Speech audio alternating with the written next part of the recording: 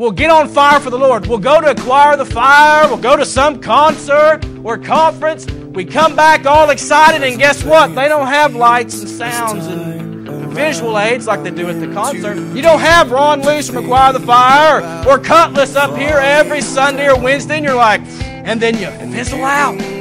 You get on fire for Jesus. You have your moment of holiness. You know what I'm talking about, teenagers? I'm going to get right. I'm going to live holy. I'm going to put down all that stuff that's been bugging me down. I ain't going to drink no more. I ain't going to smoke. I ain't going to look at them playboys. I'm going to throw them out. I ain't going to be doing the things I've been doing late at night when my parents ain't looking. You're on fire. Then all of a sudden, the everyday comes. And you're like, oh, this is too hard. You see, it's the everyday.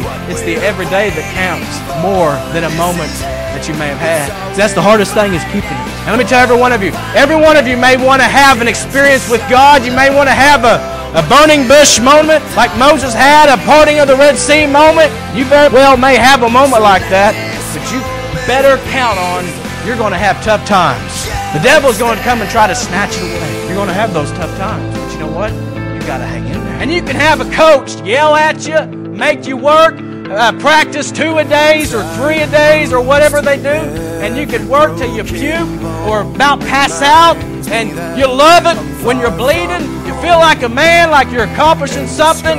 You'll be willing to sacrifice that and go through all the hardships, but when it comes to the things of God, you walk away. That's too hard. Isn't it something that we can dedicate our lives to a game, but we can't even get up on Sunday mornings? Isn't it something? You know what I think it is? I think it's the world has blinded us, and we love the things of the world more than we do God. You see, if you want more of God, if you want to experience God, you have to do what it takes. You have to go above and beyond and say, God, even if it hurts and it kills me, I'm going to follow you. I don't care what Britney Spears is doing.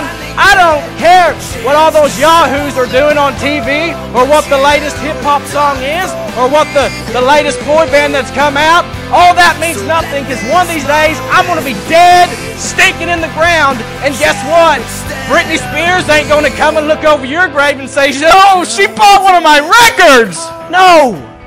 You think Hollywood cares about you? You think Kanye West cares about you? You know he's got that song, Jesus Walks. Jesus Walks with me. He better go read his Bible. See, all the things that we invest our life in, all the things that we're passionate about, meaningless stuff, the latest sunglasses people are wearing, it doesn't mean nothing. The only thing that matters in this life is whether or not you find God. That's the only thing that matters. Everything else is details. And the main reason why you're here is not to find the man of your dreams.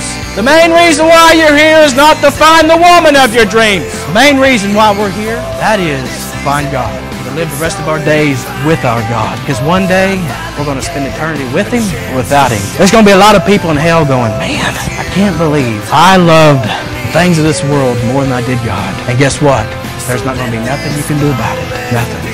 You came here tonight wanting to experience God. I can tell you that you most certainly can, but it's going to cost you something. Not money. It won't cost you money. You see, salvation, you can't buy salvation, can you? You can't work for salvation. You can't earn it. We're saved by grace through faith, not of works, lest any man should boast. But our salvation and us getting to know our God will cost us something. Just not money. But what it costs us is our life. And see, that's one thing that we can't get over.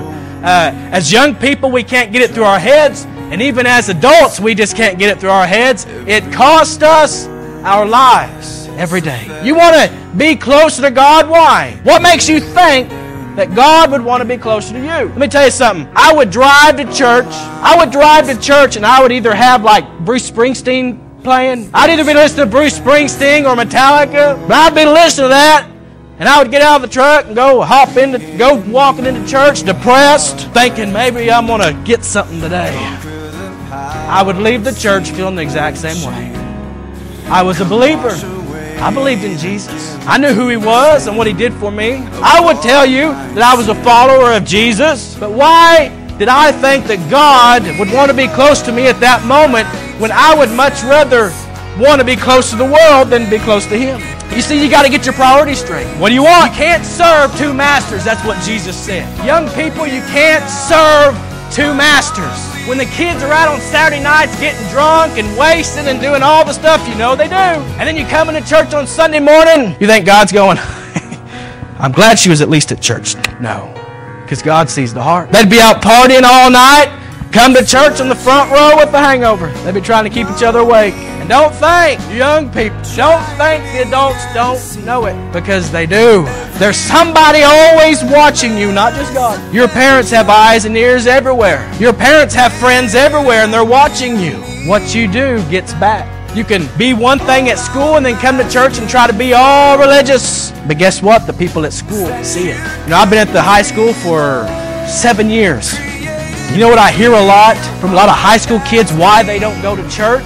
Because they see the little teenagers that are supposedly Christians and go to their youth groups and go to Fellowship of Christian Athletes and have their meetings and wear their Christian shirts and their cross around their neck. But they see how they act on Saturdays, and they see them at church acting totally different, and they see it's a lie. You can't serve two masters, that's what Jesus said. But our salvation and us getting to know our God will cost us something. It's not money, but what it costs us is our life.